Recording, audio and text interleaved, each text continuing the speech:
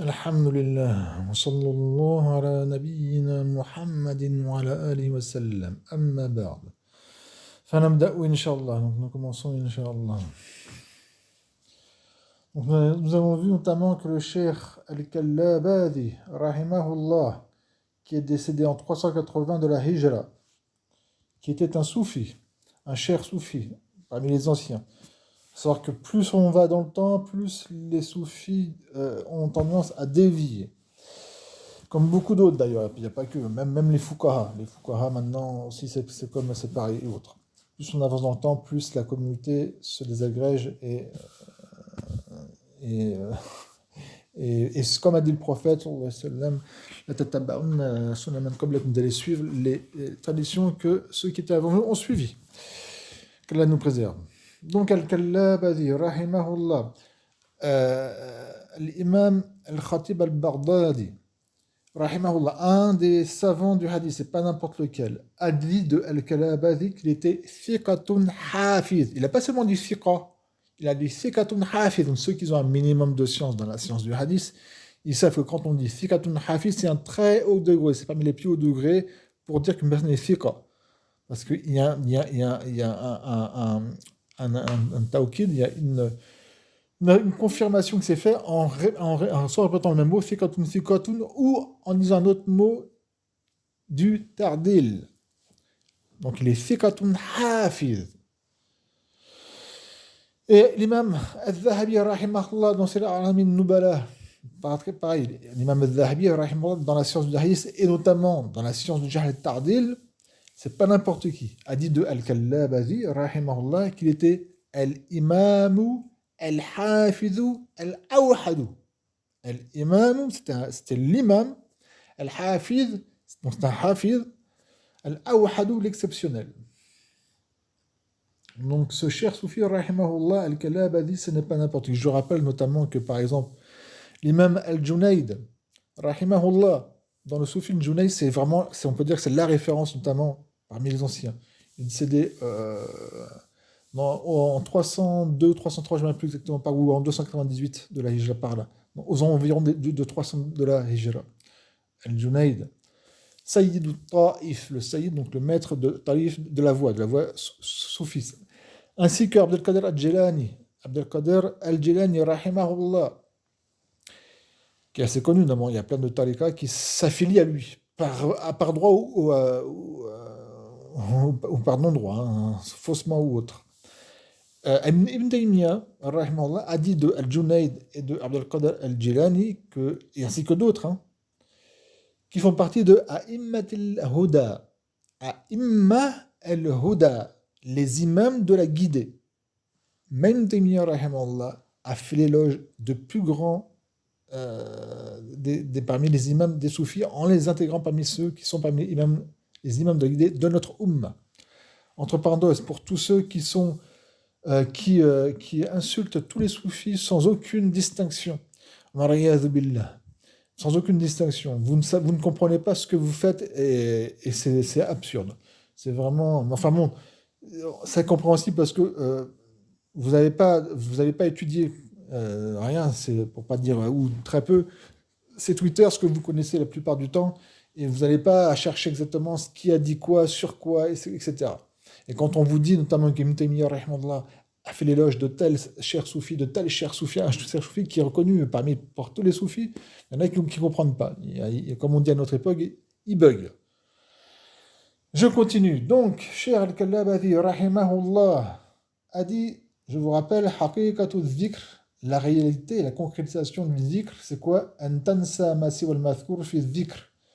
C'est que tu oublies autre que ce que tu as cité, pour qui tu fais le dhikr, dans ton dhikr. Il faut s'efforcer quand on fait le dhikr de ne pas penser à autre chose, seulement fixer sur quoi on fait le dhikr, et notamment Allah. Et je vous rappelle que les mouchtikoun, les polythéistes, les païens, ils vont faire le dhikr, ils vont adorer Allah, ils vont adorer Dieu, comme faisaient les mouchtikoun à Mecca, à la Mecque. Ils vont adorer Dieu. Mais à côté, qu'est-ce qu'ils font? Ils vont adorer d'autres divinités, et ce sont des polythéistes. Comme c'est dans, je vous le rappelle, prenez la Bible, même la Bible de notre jour, dans l'Ancien Testament et dans le Nouveau Testament, le premier commandement, et comme c'est rapporté dans le Nouveau Testament, dans les évangiles notamment, dans les quatre, où on a questionné Jésus, quel est le plus grand des commandements? Et il a bien dit, c'est que tu aimes Dieu de tout ton cœur, seul. Et il a renvoyé au premier des commandements, comme quoi il n'y a qu'un seul Dieu. Vous n'avez qu'un seul Dieu. Un seul. Pas deux, pas trois. Un seul. Et celui qui adore un autre Dieu, qui suit un autre divinité, eh bien c'est un polythéiste, c'est un païen, c'est l'enfer qui l'attend, même dans l'évangile, qui est présent à notre époque. Elle est ce qu'elle est, donc notamment les quatre, hein. Que ce soit le Nouveau Testament, c'est comme ça. Le premier, le plus grand des commandements, le plus grand, c'est comme dans l'islam. Pourquoi? Parce que tous ces prophètes, Mohammed, Isa, Jésus, Moussa, Moïse, Ibrahim, Abraham, etc., ont tous appelé en premier lieu à adorer Allah Azzawajal, seul, sans rien lui associer, aucune divinité. Et tous ont bien expliqué qu'il ne faut adorer que Dieu seul, qu'il ne faut aimer que Dieu seul, que ton adoration, que ton amour pour Allah, pour Dieu avec un D majuscule, doit être un amour pur pour lui, il doit être entaché d'aucun autre amour. Donc, voilà, hatta nafsak mustaqbalak. Donc, il faut que ton zikr soit seulement pour Allah. Tu ne dois pas penser ni à toi-même, ni à ton futur, soit pour ta retraite ou je ne sais quoi encore. On continue. On va dire un shir, Inch'Allah, un poème. ذكرنا وما كنا لننسى فنذكر ولكن نسيم القرب يبدو فيبهر. Hop, on fera le deuxième qui vient après. Dhakarna, nous avons fait du zikr. D'accord, nous avons évoqué, nous avons cité le zikr, comme par exemple Subhanallah, walhamdulillah, la ilaha illallah, Allah, Allah, la ilaha illallah. وما كنا لننسى. Ici, kunna, donc c'est le verbe kana avec le lam. Et c'est le lam de al-aqiba, c'est pas le lam de al-ta'lil. Ça veut dire que nous avons fait du zikr et nous n'étions pas à oublier. Alors nous faisons du zikr. C'est-à-dire que nous avons fait du zikr, non pas parce qu'on a oublié, c'est pas du tout pour ça, parce qu'on a oublié, donc on fait du zikr, on se rappelle, on se remémore, c'est pas par oubli, on n'a pas oublié. Voilà, mais Nassim al-Kurbi, yabdu fayabharu. Mais Nassim c'est la brise, un vent léger, qui est agréable, qu'on peut traduire en français par une brise. C'est léger, c'est agréable ce vent-là. Mais Nassim al-Kurb, c'est le rapprochement. Et Kurbullah, le fait d'être minallah, le rapprochement, le fait d'être proche d'Allah. Mais donc la brise du rapprochement. Yabdu, alors, vous voyez, il faut faire attention parce que je suis désolé, j'ai pas trop bien écrit. C'est Yabdu. Et là, il y a un fatra, il y a un soukoun et un damma.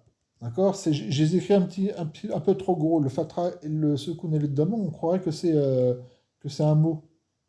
Vous voyez, là, ça c'est un fatra, un soukoun et un damma. Qui va sur le ya, le ba et le waw. Yabdu, du verbe bada yabdu, le fait d'apparaître. Donc, mais la brise de l'approche, et l'approche d'Allah, yabdu, apparaît, fayabharu, et ensuite, il faut penser que j'ai fait ça, en vrai, parce que j'ai pas la place, fayabharu, et ébloui. Alors, il éblouit. Donc, ذكرنا وما كنا لننسى فنذكر ولكن نسيم القرب يبدو فيبهر. Ça c'est le shir, il y a des règles dans le shir. À la fin d'un short, quand il y a par exemple un damma, il faut lire avec un wa à la fin.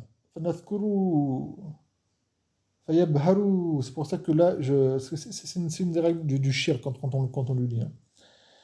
Donc, nous avons fait du zikr, et ce n'est pas parce que nous avons oublié que nous faisons du zikr, mais c'est la brise de l'approche qui est apparue et qui est éblouie. فأفنى به عني وأبقى به له إذ الحق عنه مخبر معبر. On va traduire ça, Inch'Allah. Fa'afna, alors, afna. Le verbe faniya yafna, afna, fana. Un des mots, le mot français en français, fana, fanatique. Le mot fanatique vient du fana. Et fana, c'est un mot arabe à la base. Comme vous savez, il y a beaucoup de mots dans la langue française qui viennent de l'arabe. Le mot fana vient de l'arabe. On dit qu'une personne est fana de telle autre personne, de ce chanteur ou de ne sais quoi, c'est-à-dire qu'il est fanatique, c'est-à-dire qu'il s'est oublié et il ne vit que pour cette personne. Et le mot fania, le verbe fania yafna, el fana, en arabe, c'est dans ce sens-là. Le sens premier, c'est le fait de disparaître. C'est le fait de disparaître. Comme dans, par exemple, le hadith du prophète, sallallahu alayhi wa sallam, où il a dit Man talaba al-akhira adarra bid-dunya, qui demande la vie de l'au-delà, alors il portera préjudice à cette vie d'ici-bas. وَمَنْ طَلَبَ الدُّنْيَا أَضَرَّ بِالْآخِرَةِ. Et celui qui demande cette vie d'ici-bas, c'est-à-dire qu'il veut de l'argent, etc., il veut ceci, qu'est-ce qu'il fera? Qu'est-ce qu'il fait?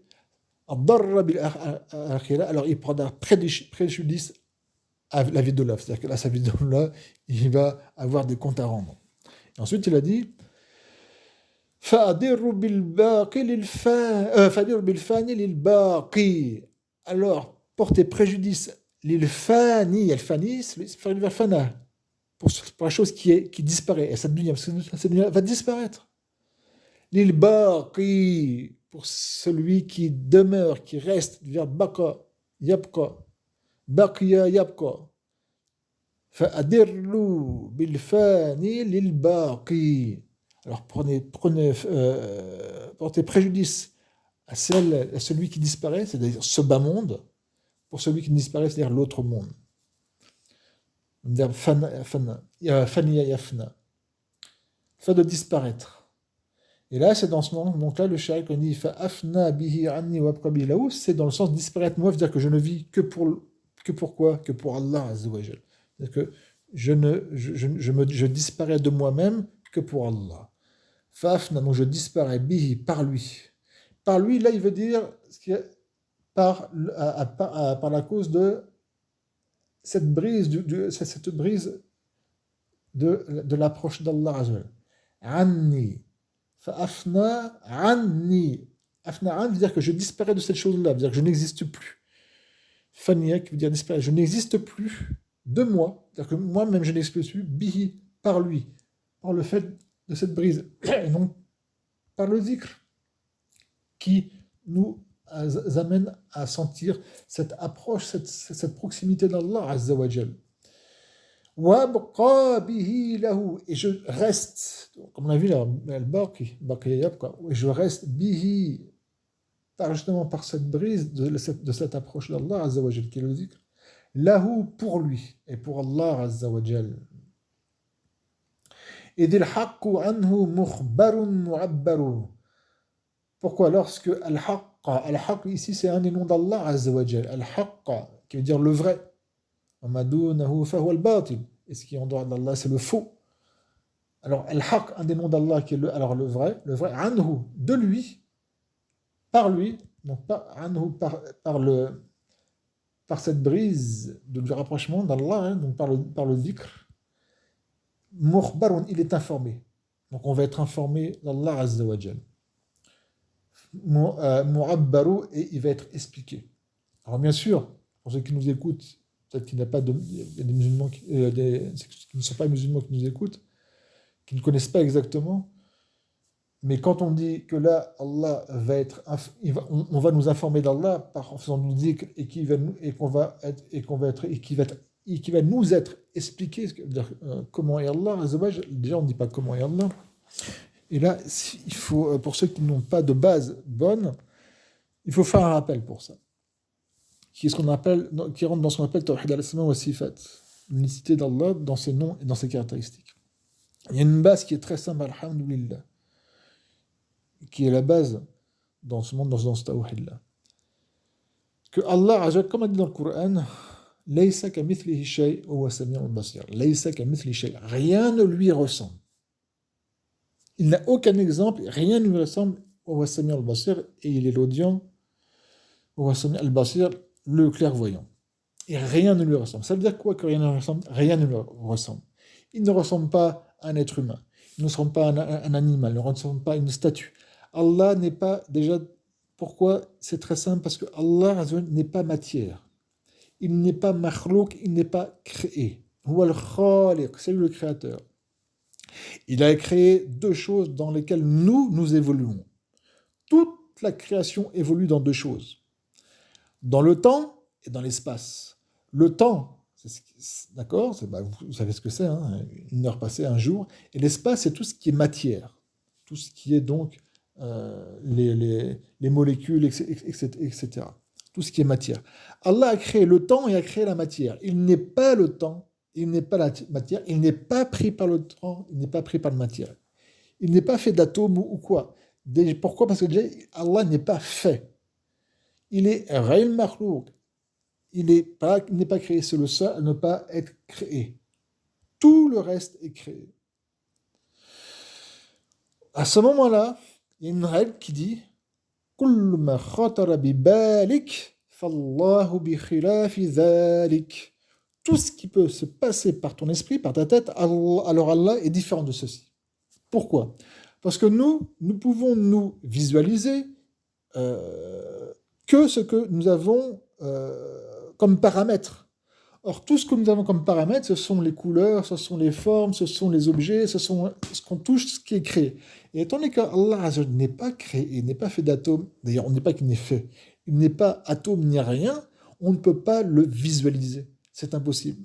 Donc là aussi, on voit le kufr, le shirk, la mécréance, l'associatisme, c'est une sorte d'associatisme, le fait de vouloir se représenter Allah, Dieu, avec un D majuscule, sous forme de peinture, etc. Chose que, par exemple, les catholiques, pas tous les chrétiens mais les catholiques sont tombés. Ils ont voulu absolument se visualiser, Allah, et bien sûr, on fait en tant qu'un être humain, voire, et en plus faible, subhanallah. Les kufrs qu'il peut avoir. Donc, quand on dit ça, ici, فَأَفْنَى بِهِ عَنِّي وَأَبْقَى بِهِ لَهُ إِذِ الْحَقُّ عَنْهُ مُخْبَرٌ مُعَبَّرٌ, c'est en ayant ce tawhid-là, d'accord? Donc je disparais, je n'existe plus par lui de moi. Moi je n'existe plus par le dhikr. Et je reste, وَأَبْقَى بِهِ لَهُ, et je reste par lui, donc par cette brise du rapprochement, c'est pareil. Le fait de se rapprocher d'Allah Azza wa Jal. On ne peut pas se rapprocher d'Allah Azza wa Jal physiquement, dans le sens le toucher. On ne peut pas toucher Allah Azza wa Jal. Et dans ce bas monde, on ne peut pas le voir. Comme vous le savez, seuls les croyants au paradis pourront voir Allah Azza wa Jal. Et ce sera quand, des fois au paradis, Allah Azza wa Jal enlèvera, comme a dit le prophète, il enlèvera le voile, le-hijab, le voile, et les gens du paradis le verront, et cette vision-là seront le plus grand bonheur et la chose par laquelle les gens du paradis se délecteront le plus. Il n'y aura pas meilleur bonheur, meilleure jouissance que le fait de voir Allah Azza wa Jal. Et là, il faut comprendre, quand on saisit que Allah n'est pas créé, il est incréé, si nous demandons à Allah qui nous rentre au paradis, nous aurons cette vision-là, et c'est évident que de voir l'incréé, ça ne peut être qu'une chose qui dépasse l'imagination et dépasse l'entendement, et ça sera un bonheur qui sera suprême. Qu'Allah nous accorde sa vision.